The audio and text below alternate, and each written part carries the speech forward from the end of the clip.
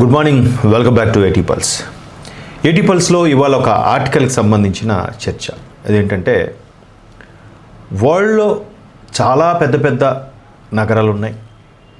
ముఖ్యంగా భారతదేశంలో కూడా సముద్ర తీర ప్రాంతంలో ఉండే మహానగరాలు చాలా ఉన్నప్పటికీ ఎందుకు వైజాగ్ని కేంద్రంగానే ఈ డేటా సెంటర్లు ఎస్టాబ్లిష్ చేసుకోదలుచుకున్నాయి అంటే, ఇక్కడ వెస్ట్ బెంగాల్ నుంచి హిందూ సముద్రం మీదుగా అటు గుజరాత్ వరకు ఈ తీర ప్రాంతం ఏదైతే ఉందో, తీర ప్రాంతంలో చాలా మహానగరాలు ఉన్నాయి. వెస్ట్ బెంగాల్ నుంచి వస్తే కోల్కతా ఉంది, ఒరిస్సాకు వస్తే పారాదీప్ అనే ఒక పెద్ద హార్బర్ అది ఉంది.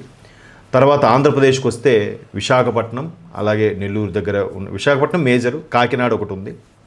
ఇకపోతే మద్రాస్ తమిళనాడుకి వెళ్తే ఇంకా చెన్నైకి మించిన పెద్ద ఏముంది, చెన్నై ఉంది. తర్వాత అక్కడ అటువైపు రామేశ్వరం ఆ ప్రాంతం ఉంది. తర్వాత ఇంకా కిందకి వెళ్తే కన్యాకుమారి ఉంది. ఇటువైపు వస్తే మరలా తిరువనంతపురం దగ్గరలో కోజికోడ్ కోజికోడ్ ఏదో అంటారు బీచ్, అది ఉన్నాయి.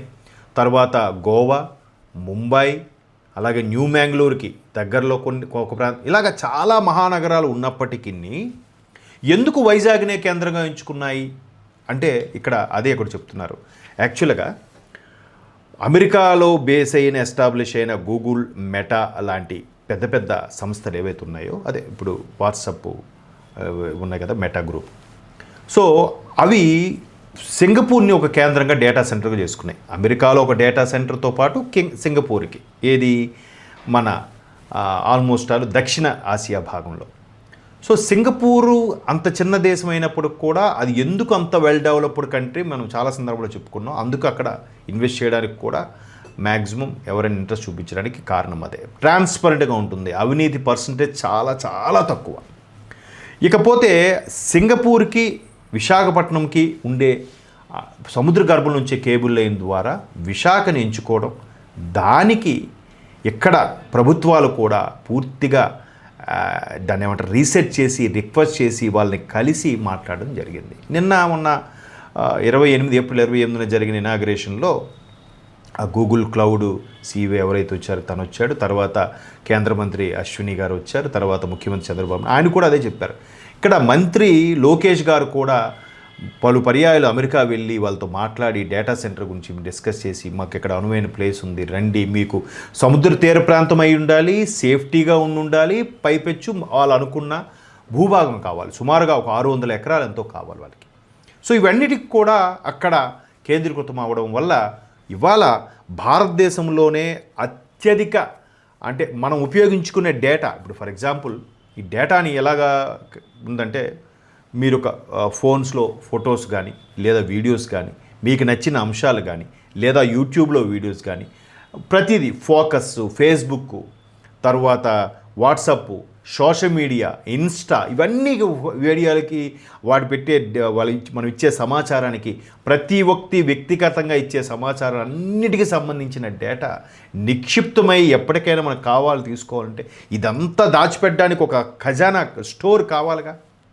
ఆ డేటాబేస్ని సెంటర్ని ఇక్కడ పొందుపరిచేలాగా చేస్తున్నారు. సుమారుగా ఒక్క విశాఖపట్నం కేంద్రంగానే 3150 మెగావాట్ల ఆ డేటా స్టోర్ కానీ సంబంధించి జరగబోతుందట. అది ఇప్పుడు మాట్లాడుకుంటున్నాం. అయితే ఇక్కడ ఎందుకు వరల్డ్ వైడ్గా ఇప్పుడు 2 years బ్యాక్ డేటా సామర్థ్యం అసలు జీరో విశాఖలో, ఈ సామర్థ్యం కానీ దానికి సంబంధించి పెట్టే కానీ ఏమీ లేదు. ఏది 24కు ముందు. అంతకుముందు వచ్చిన ప్రభుత్వం అన్ని తగలెట్టింది, అది వేరే విషయం. కానీ అది ఇప్పుడు ఇండియాలోనే ఒక సెక్యూర్డ్గా, ఒక సిస్టమేటిక్గా ఆ పైప్ లైన్ సంబంధించి వైజాగ్ ఎందుకు వచ్చింది అంటే, సుమారుగా ఇండియాలో ఇక్కడ ఏం చేయారంటే 20% ప్రొడ్యూసర్ సంబంధించి ఉన్నాయంట. అంటే మనం ప్రపంచం మొత్తం మీద మనం ఉపయోగించుకునే డేటా ఏదైతే ఉందో అదొక 20% వరకు ఉందంట. India produced roughly 20% of the world's data and hosts about 3% of global data center capacity, 150 facilities out of 11,000 worldwide. అంటే ఒక 150 ఫెసిలిటీ సెంటర్స్తోని 11,000కు పైగా డేటా సెంటర్లో ఈ మొత్తానికి ఏర్పాటు చేయడం జరిగింది ప్రపంచంలో. అయితే ఇందులో మన వాటా ఈ సామర్థ్యంలో మన వాటా 3%గా కలిగి ఉందంట. అంటే ఇది కూడా ఒక ఎకనామిక్ సర్వే 25-26లో ఎగ్జాంపుల్గా చెప్తే ఆ గణాంకాల ప్రకారం ప్రపంచంలోనే 3వ అతిపెద్ద కంపెనీలైన ఏవైతే ఉన్నాయో అవి ఒకటి తర్వాత ఒకటి $1 బిలియన్ డేటాను ఇన్వెస్ట్ చేయడానికి ఆంధ్రప్రదేశ్లో ఉండే ఈ సీషోర్ హబ్ని, అంటే ఈ సముద్ర తీర ప్రాంతం కలిగిన విశాఖపట్నంని ఎంచుకున్నాయి. దానికి కేంద్రంలోనూ రాష్ట్రంలోని కూటమి ప్రభుత్వం ఉండడం వల్ల తీర ప్రాంతం కూడా కలిగి ఉండడం, విశాఖని ఐటీ హబ్గా చేద్దామని ఎప్పుడైతే కంకణం కట్టుకున్నారో ఒక్కొక్కటిగా కలిసి వస్తూ అలా ముందుకెళ్తున్న అవకాశం ఉంది. దాన్ని యూటిలైజ్ చేసుకుంటుంది కేంద్ర ప్రభుత్వం. తద్వారా కొన్ని లక్షల మందికి ఉద్యోగం వచ్చే అవకాశం ఉంది. అంటే ఈ అనుమతులకి సంబంధించి కూడా ప్రభుత్వం పూర్తి స్థాయిలో సహకరించింది. అయితే ఇక్కడ ఎప్పుడైతే గూగుల్ క్లౌడ్ డేటా సెంటర్కి ఎస్టాబ్లిష్ చేయడానికి డిసైడ్ అయ్యిందో తద్వారా ఒక్కొక్కటిగా వస్తున్నాయి. ఇప్పుడు ఏదైతే విశాఖలో 3150 మెగావాట్ల సామర్థ్యంతో ముందుకు వెళ్ళాలనుకుంటుందో దానికి సంబంధించి ఏ కంపెనీలు ఉన్నాయి అని ఒక్కసారి ఇక్కడ చూస్తే, ఇక్కడ చూడండి గణాంకాలతో సహా ఇచ్చారు. ఇక్కడ data generated percentage of global data centre capacity of global. ఇక్కడ డేటా జనరేటెడ్ అనేది ఫుల్గా అంటే ఆల్మోస్ట్ 29% వరకు వరల్డ్ వైడ్గా ఇక్కడ తీసుకొచ్చారు, 20% వరకు. అలాగే ఇక్కడ డేటా సెంటర్ కెపాసిటీ కేవలం ఒక 5 లోపే ఉంది, 2-3% వరకే ఉంది. సో దానికి కూడా గణాంకాలతో ఇక్కడ వివరించారు 2025-26 సర్వే ప్రకారం.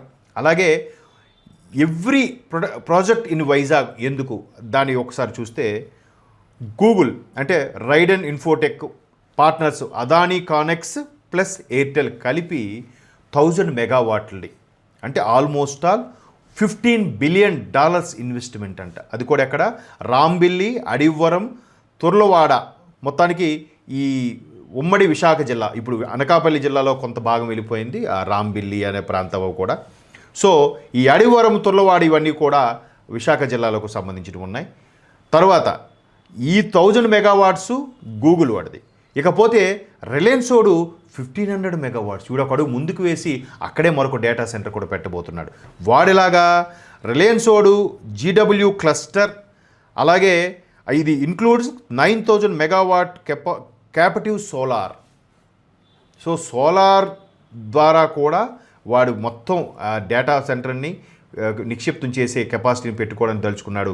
వీడు సుమారుగా 1.59 lakhs crores పెడుతున్నాడు, అంటే ఆల్మోస్ట్ $19 బిలియన్.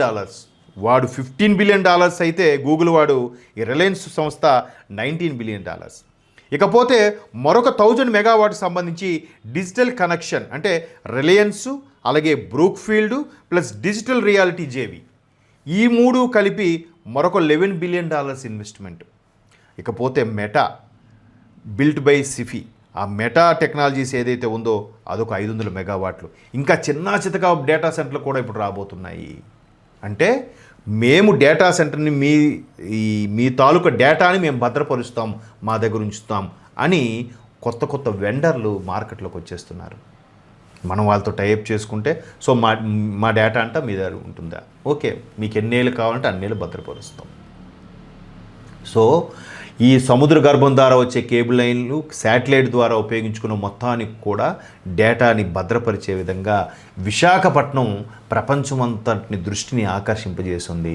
ప్రస్తుతానికి విశాఖపట్నంలో వచ్చే డేటా సెంటర్ల నిక్షిప్త కెపాసిటీ 3150 మెగావాట్లుగా ఉంది. అది కూడా విశాఖపట్నం కేంద్రంగా కూటమి ప్రభుత్వం వల్ల ఇక్కడ జరుగుతుంది. అలాగే 50 మెగావాట్లతో ఓన్లీ సిఫీ టెక్నాలజీస్ ఒకటి ఉంది మన భారత్కి సంబంధించిన, ఆ కేబుల్కి సంబంధించి ఇంటర్నెట్కి సంబంధించిన సంస్థ ఒకటి ఉంది, అదొక 50 మెగావాట్లకు సంబంధించింది. అలాగే టోటల్గా ఇవన్నీ 50 మెగావాట్లు. నెక్స్ట్ అదానీ ఒక్కడు మళ్ళీ అదానీ కనెక్ట్స్ అని స్టాండ్ అలోన్ కంపెనీకి సంబంధించి అదొక 100 మెగావాట్లకి. అలాగే మొత్తం మీద 3150 మెగావాట్ల డేటా క్లౌడ్ సెంటర్లు విశాఖపట్నంకు రాబోతున్నాయి. ఎందుకో తెలుసు, చెప్పాం కదా, సింగపూర్కి కేబుల్. అదే కదా ఈ మధ్యన ఇరాన్ వాడు కూడా సముద్ర గర్భం నుంచి ఏవైతే కేబుల్ లైన్లు ఉన్నాయో వాటిని కూడా మేము పేల్చేస్తాం, మొత్తాన్ని ఇంటర్నెట్ని ఈ డేటా సెంటర్ని అన్నిటి కూడా పేల్చేస్తాం, మేము తునాతునకలు చేసేస్తామని కూడా చెప్తున్నారు. కాకపోతే ఇక్కడ ఏదైతే వైజాగ్ నుంచి సింగపూర్కి వేసే డబుల్ లైన్ సముద్ర గర్భం నుంచి వేయబడిందో అది మాత్రం చాలా పవర్ఫుల్గా స్ట్రాంగ్గా ఉండబోతుంది.